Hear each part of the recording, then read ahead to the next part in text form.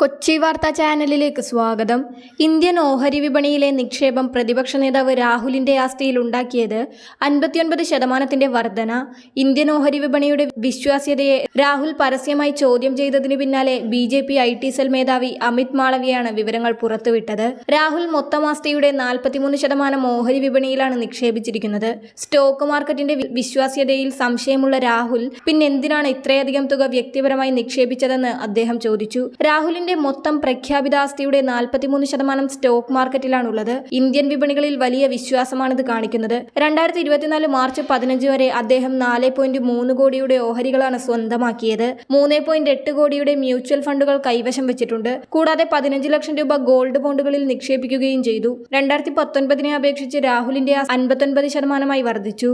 എല്ലാ പ്രതിബന്ധങ്ങൾക്കിടയിലും ഇന്ത്യൻ സമ്പദ് വ്യവസ്ഥ മികച്ച പ്രകടനം കാഴ്ചവെച്ചതിനാലാണിത് സാധ്യമായത്. എന്നാൽ ഇതേ രാഹുൽ സമ്പത്തുണ്ടാക്കുന്നതിൽ നിന്ന് ചില്ലറ നിക്ഷേപകരെ ഭയപ്പെടുത്തുകയും പിന്തിരിപ്പിക്കുകയും ചെയ്യുന്നു. വിദേശ യജമാന്മാരുമായി ചേർന്ന് ഇന്ത്യയെ ദുർബലപ്പെടുത്താനുള്ള രാഹുലിന്റെ ശ്രമങ്ങൾ മൂന്നാം തവണയും പരാജയപ്പെട്ടുവെന്നത് വ്യക്തമാണെന്നും അമിത് മാളവ്യ എക്സിൽ കുറിച്ചു.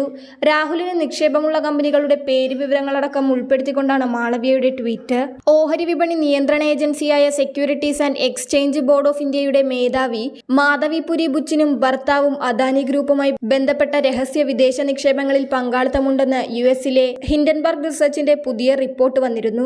അദാനി ഗ്രൂപ്പുമായി ബന്ധപ്പെട്ട സംശയകരമായ വിദേശ ഇടപാടുകളെക്കുറിച്ച് ഹിൻഡൻബർഗിന്റെ റിപ്പോർട്ട് 18 മാസം മുൻപ് പുറത്തു വന്നപ്പോൾ അതേപറ്റിയുള്ള അന്വേഷണത്തിൽ സെബി ഉദാസീനത കാട്ടിയത് ഇക്കാരണത്താലാണെന്നും പുതിയ റിപ്പോർട്ടിൽ കുറ്റപ്പെടുത്തുന്നു.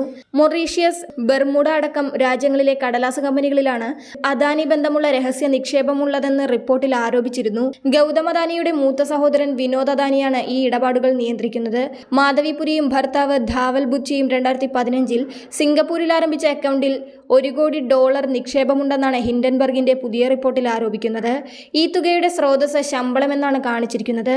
ആരോപണങ്ങളോട് മാധവിപുരി പ്രതികരിച്ചിട്ടില്ല. 2022 മാധവി സെബി മേധാവിയായത്.